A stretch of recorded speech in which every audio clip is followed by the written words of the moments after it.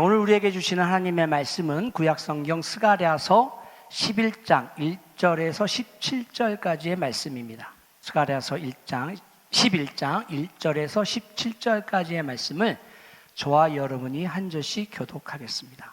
1절 말씀 먼저 봅니다. 레바논아, 내 문을 열고 불이 내 백향목을 사르게 하라. 너 잣나무여 곡할지어다. 백향목이 넘어졌고 아름다운 나무들이 쓰러졌음이로다. 바산의 상수리 나무들아 곡할지어다. 무성한 숲이 엎드려졌도다. 목자들의 곡하는 소리가 나며 그들의 영화로운 것이 쓰러졌음이로다.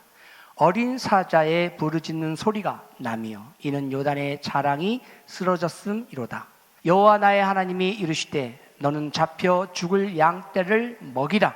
사들인 자들은 그들을 잡아도 죄가 없다 하고 판 자들은 말하기를 내가 부유하게 되었은즉 여호와께 찬송하리라 하고 그들의 목자들은 그들을 불쌍히 여기지 아니하는도다. 여호와가 말하노라. 내가 다시는 이 땅 주민을 불쌍히 여기지 아니하고 그 사람들을 각각 그 이웃의 손과 임금의 손에 넘기리니 그들이 이 땅을 칠지라도 내가 그들의 손에서 건져내지 아니하리라 하시기로. 내가 잡혀 죽을 양떼를 먹이니 참으로 가련한 양들이라. 내가 막대기 둘을 취하여 하나는 은총이라 하며 하나는 연합이라 하고 양떼를 먹일세. 한 달 동안에 내가 그 세 목자를 제거하였으니 이는 내 마음에 그들을 싫어하였고 그들의 마음에도 나를 미워하였음이라. 내가 이르되 내가 너희를 먹이지 아니하리라.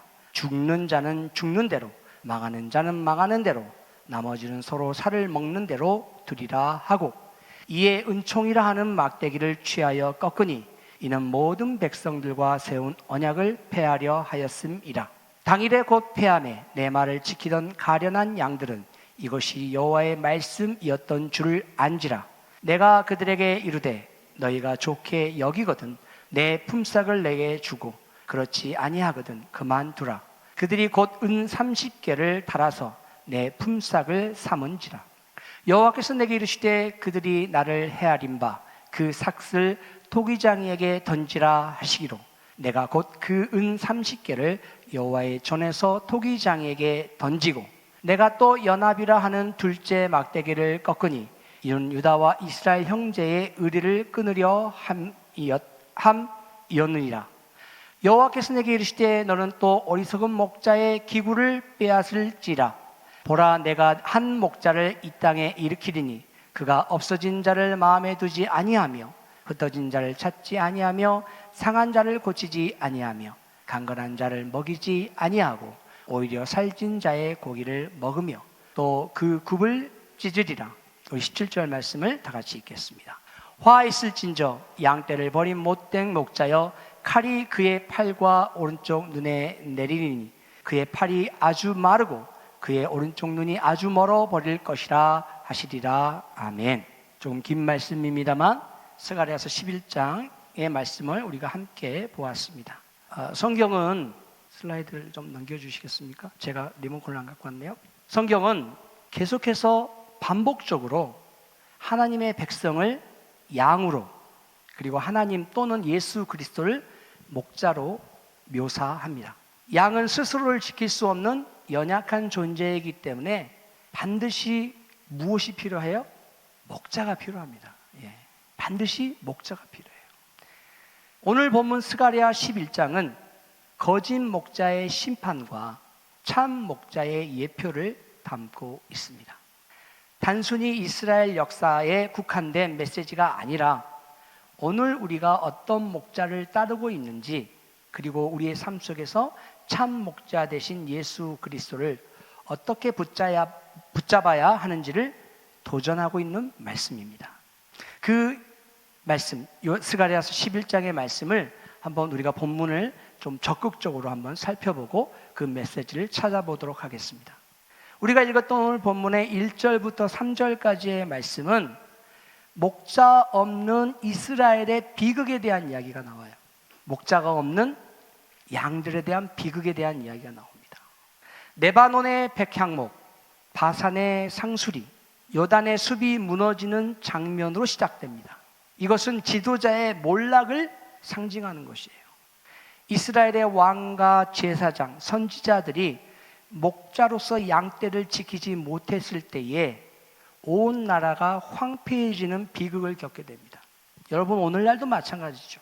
한 나라의 지도자가 어떤 지도자가 세워졌느냐에 따라서 나라의 역사와 경제와 문화가 쇠퇴하기도 하고 때로는 흥하기도 하는 것을 저와 여러분은 아주 잘 알고 있습니다. 최근 들어서 우리 대한민국이 한 사람의 지도자가 뽑혔는데 어때요? 분위기가 많이 반전이 됐어요. 참 반가운 소식입니다. 이 반가운 소식이 계속해서 끝까지 갔으면 좋겠습니다. 미국도 마찬가지입니다. 한 지도자가 세워져서 어떻게 그 자기의 리더십을 발휘하느냐에 따라서 나라가 산으로 갈 수도 있고 바다로 갈 수도 있다는 것입니다. 하나님의 백성이 목자 없는 상태에 놓일 때에 어떤 현상이 일어날까요? 울부짖음과 혼란만이 남습니다. 무엇과 무엇이 남는다고요? 울부짖음과 혼란만이 남아요. 오늘날도 마찬가지입니다. 교회와 가정과 이 사회의 리더십이 무너지면 모두가 흔들려요. 자, 오늘 우리 본문의 1절부터 3절까지의 말씀을 통해서 우리는 어떤 경고를 듣습니까? 하나님은 잘못된 지도력을 결코 눈감아주지 않으신다는 사인을, 경고를 캐치하셔야 돼요. 여러분, 하나님은요, 잘못된 지도자, 불의한 지도자, 거짓 목자를 용납하지 않으십니다. 동시에 위로도 주십니다. 어떤 위로를 주시는가? 우리의 궁극적인 목자는 사람이 아니라 바로 예수 그리스도이심을 말씀해 주고 있다는 것입니다. 여러분, 그래서 세상 지도자를 다 믿지 마세요. 아무리 그가 잘한다고 해도 사람이에요. 아무리 그가 영향력을 가지고 리더십을 펼친다 해도 한계가 있습니다. 우리의 죄의 문제를 해결할 수는 없습니다. 우리의 영혼의 문제를 해결할 수는 없어요. 오직 참 목자 되시는 예수 그리스도만이 우리의 죄와 영혼의 문제를 해결하실 수 있다는 것입니다. 두 번째, 4절부터 14절까지의 말씀은 선한 목자를 거절한 이스라엘에 대한 모습에 초점을 맞추고 있습니다. 하나님은 스가랴를 통해서 목자의 역할을 맡기십니다. 그리고 두 지팡이를 들려주셔요. 첫 번째 지팡이는 무엇이었습니까? 은총이라는 지팡이였습니다. 이건 무엇을 상징할까요? 예, 지팡이를 들려주시는데 그 지팡이의 이름이 은총이었다는 거예요. 이것은 하나님의 보호와 은혜를 상징하는 것입니다. 다른 하나의 지팡이는 연합이었습니다. 이것은 하나님의 백성이 하나 되는 것을 의미합니다. 여러분, 양치기들이 양을 모는 혹시 광경을 어디 다큐멘터리나 무슨 이렇게 그 동물 관련된 영상을 통해서 보신 적 있으십니까? 항상 양치기들은 무엇을 가지고 다녀요? 예? 그렇죠. 지팡이를 가지고 다녀요. 왜 그럴까요? 왜 그 지팡이를 가지고 다닐까요? 그렇죠.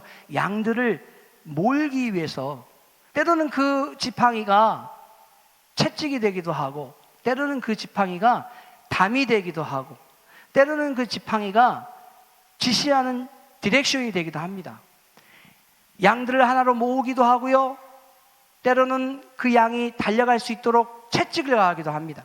자, 그런데 이렇게 하나님께서 스가랴에게 두 개의 지팡이를 들려주셨고 목자의 역할을 맡겨주셨는데 하지만 이스라엘 백성들은 이 목자의 돌봄을 거절합니다. 하나님께서 주신 은혜와 연합을 스스로 내던져버려요. 그리고 결정적인 장면이 나옵니다. 스가랴가 수고한 품삯을 요구했을 때 12절 말씀에 이스라엘 백성들이 은 몇 개를 줍니까? 30개를 줍니다.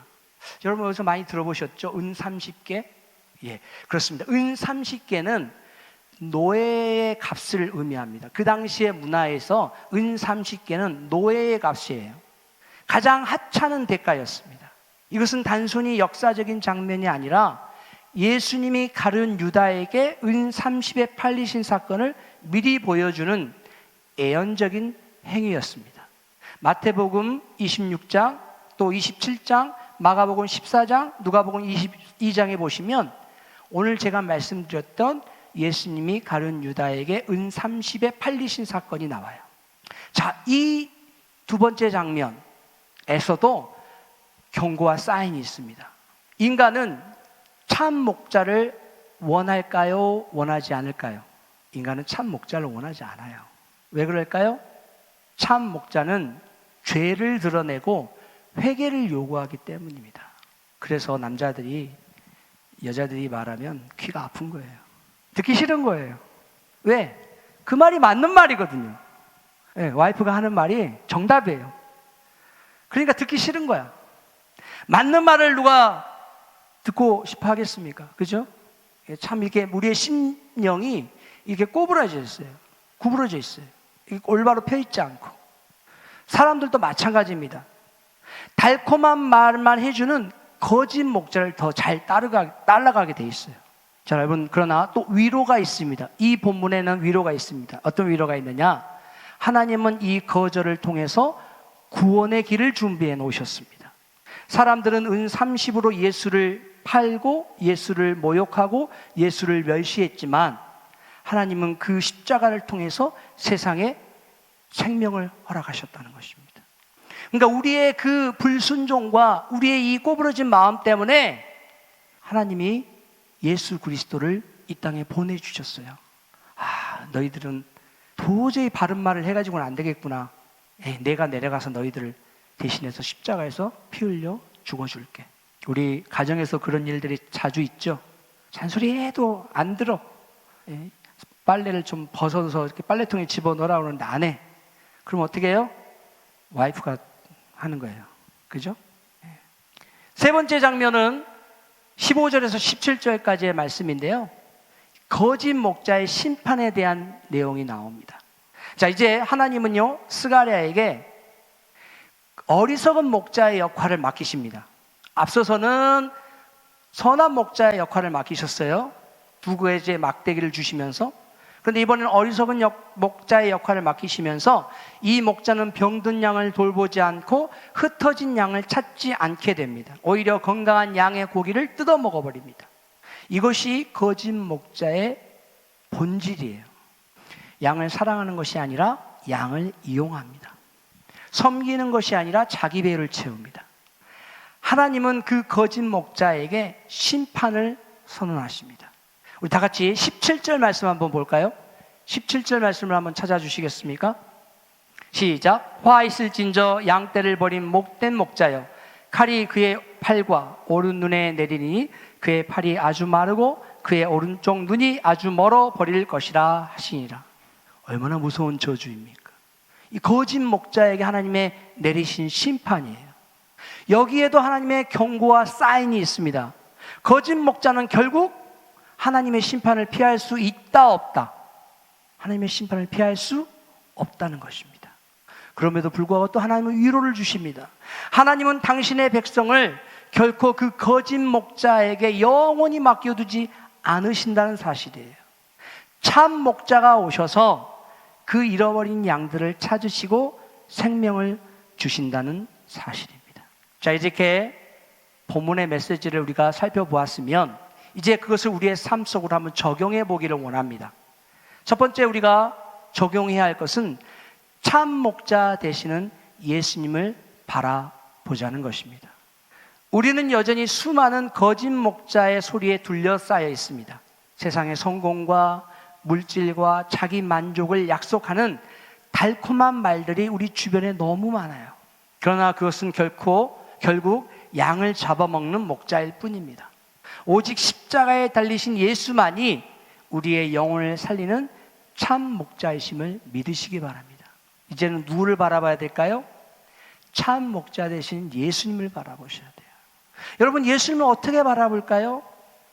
예수님의 말씀을 보고 듣고 읽고 묵상하고 암송하고 살아내면 되는 거예요. 두 번째 우리가 적용할 수 있는 것은 내 안에 거짓 목자를 경계하는 것입니다. 여러분, 목자가 우리 주변에 밖에만 있는 것이 아닙니다. 내 안에도 있어요.